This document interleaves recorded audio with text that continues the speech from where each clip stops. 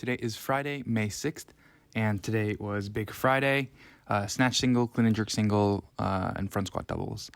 Starting with the snatch, I aimed for 97 after I hit 93 on Monday for my Monday snatch single, and it went pretty well. I think all things considered. I mean, given that with my max being 100, basically any weight in kilos is just exactly that in terms of percentage.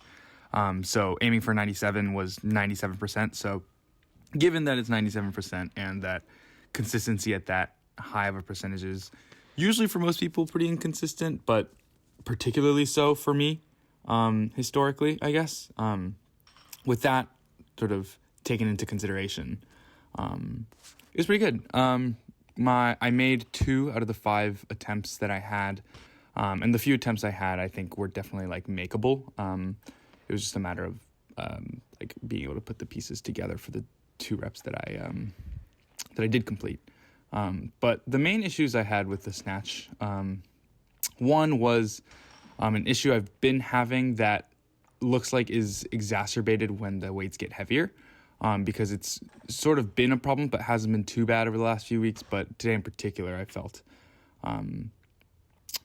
the effects of it. And I guess to be more specific, the problem itself that I'm referring to is the jumping back and like me getting my weight on my heels and not staying over my midfoot, because what happens in a lot of the reps with the later weight is that the bar will travel up and down like it should, but my feet move so far backwards that given where the weight of my body is and where the bar is, it ends up in front of me.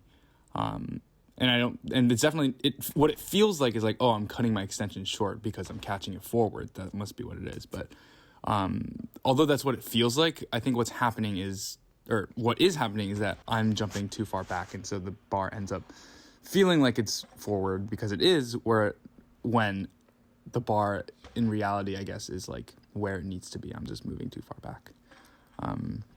So you can see it there. It doesn't affect me too badly, but here with 94, I guess it's sort of like I make that lift, but I wanted to take it again, and but you can see that I caught it the weight is very forward, and my feet moved quite far back, and then I took it again, and I did not catch it with very stable shoulders or arms, obviously. And so the cue that I told myself there was to push up with my shoulders, which helped for that next warm up that I made. First and second reps of 97, similar problems as I was saying. And then this third one is the first one that I make. And then there you can see my right hip sort of caved inward quite a bit. And I think that helped me get into a much deeper position. But obviously that's not optimal, and it sort of was a tendency I had today. You can see it there too on my second make and my 5th attempt, but to a slightly lesser degree.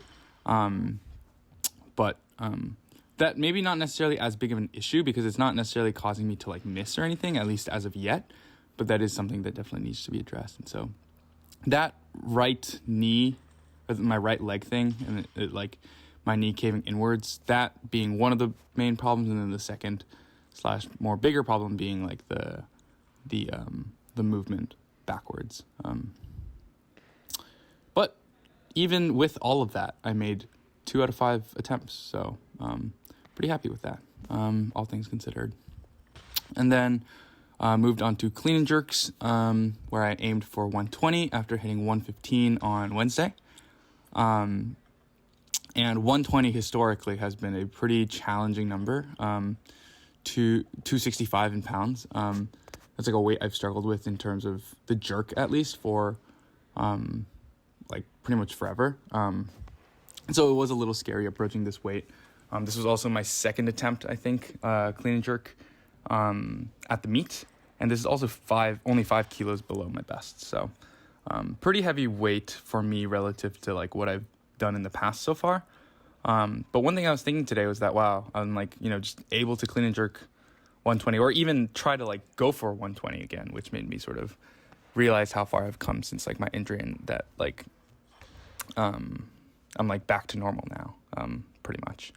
So now it's just a matter of getting past where I once was so I can improve and be, I guess, the best version of a weightlifter that I've been yet. That sounds kind of cliche, but what I really mean is just that like now I can sort of progress further past the point at which I had to stop for the injury. But anyways, yeah, clean and jerks were pretty solid, again, all things considered, given that it's a heavy weight. My warm-ups, like 100, 115, 100, 110, and 115, the jerks all felt really solid. I think with the jerks, I'm like thinking mainly about like making sure that I maintain my balance. I don't let myself lean too far forward. And a cue that helped actually from Gina was to make sure to step through, make sure I'm getting my front foot far enough forward so that I can maintain my balance. And to think of like 90% of the split jerk as just being the push jerk, but with the splitting of the feet at the very end. So this is my first attempt. I made it. Similarly with the snatch, I made 2 out of the 5. Here I fail a clean for the first time in, I don't even remember. I never fail cleans, and it wasn't because I wasn't capable. It was just purely because I was lazy, and I recognized that. Or laziness, which was a product of me focusing way too much on the jerk. I just wasn't giving enough attention to the clean. And then this third set, I just didn't get to jerk because I felt the bar being on the wrong spot and it sort of pressing down again on like I think it's the carotid artery, but it was just making me dizzy. And so it felt like I was kind of frustrated because it felt like I wasted 2 sets not being able to even like try the jerk.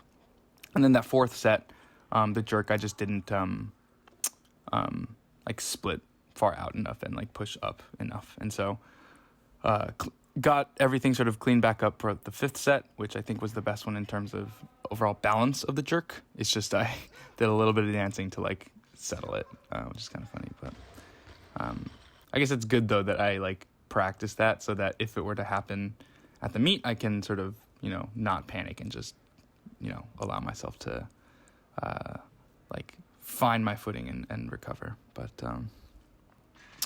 But yeah, overall not too bad. You could also kind of see the thing with like my right leg and like my hips and it caving inward on some of the heavier cleans, but I think that might have just been like a weird one-off thing today. At least that's what I'm hoping. And I think it definitely just requires that like with heavier weights that I'm more intentional about the way that like my legs move and like how my feet are planted and such. But yeah, that was pretty much it. And then moved on to front squats, 3 sets of 2. Last week I did 3 sets of 3 at 120, so I aimed for 130 today. And it was actually quite heavy. And I did feel a little something in my lower back, but I don't think it was particularly, like, I don't think it was any different from kind of the lower back pain that I've admittedly always have felt on the front squats when I go heavy, and like when I'm on the way up and it's heavy and like my hips just have a tendency to like curl inwards. I don't think there was like any explicit like curling or anything, but I did feel it a little bit in my lower back. Thankfully, like after the session, like I feel fine. There's no like lingering effects or anything like that. But you can see that second set actually was independent of any lower back stuff. It was just I got a little dizzy and so I'd drop it. But yeah, other than that, I just moved on from there, did the 3rd set and was fine. So yeah, did that, called it a day after doing some pull-ups and some abs.